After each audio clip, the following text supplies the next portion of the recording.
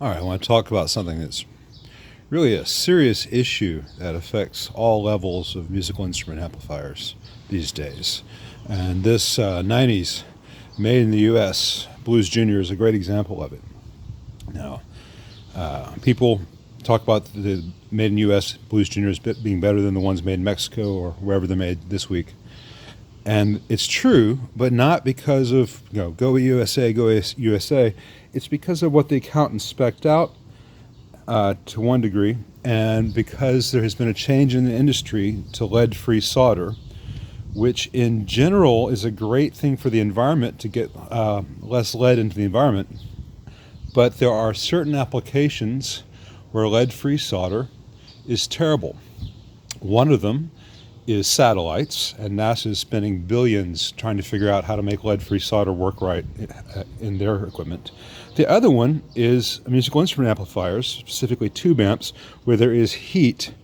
The Blues Juniors are notorious for the EL84s burning the pads on the board and for the lead-free solder joints breaking. Now, this was an earlier one.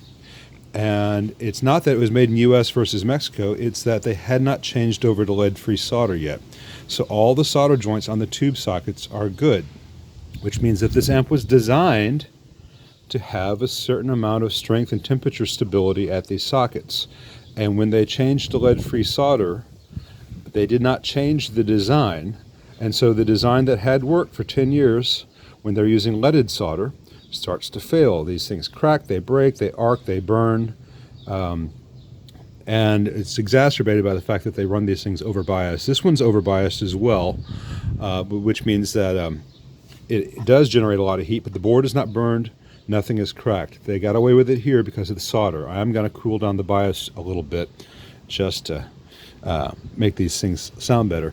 The other big issue, which is also conflated in terms of US versus Mexico, and has nothing to do with US versus Mexico. These IC brand filter caps. Fender, starting in the 2000s, started speccing out a cheaper quality IC cap. And they always fail. They always fail. These did not fail. These have not failed. And they are physically larger than the ones you find in the 2000s Blues Juniors and the little blue Lelons they're using now. But IC is Illinois Capacitor, and it's a subsidiary of CDE, and they make a lot of different caps at different price points. Fender used to spec out these caps. These are the same ones that Peavey uses. These larger 22 microfarads rarely fail. These larger 47s rarely fail. The smaller ones that they went to when they changed the board layout when they moved to Mexico fail all the time. Fender saved about $1 per amp. Everything else about this amp, in terms of the quality, is exactly the same. Has the same other drawbacks. The 1 in 4006 diodes in the rectifier tend to fail. They should have used 1 in 4007s. There was a little bit of crack on the solder joint on one of the speaker jacks connections here. I reflowed that just because the plastic, this style of switchcraft jack with a plastic body is not as good as the metal frame. And if that gets loose, that can break. It has the same cheap jacks and pots up here. If these aren't tight, they will break at the board. These have not. They're fine.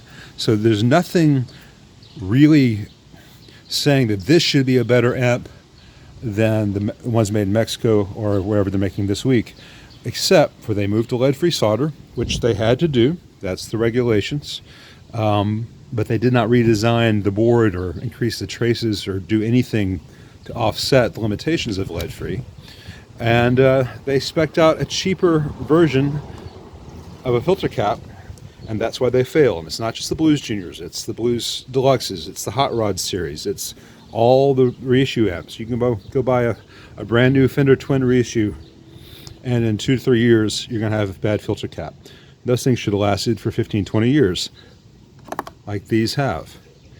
Anyway, so that's a little look underneath the hood and the main difference between a made in the US and made in Mexico Blues Junior.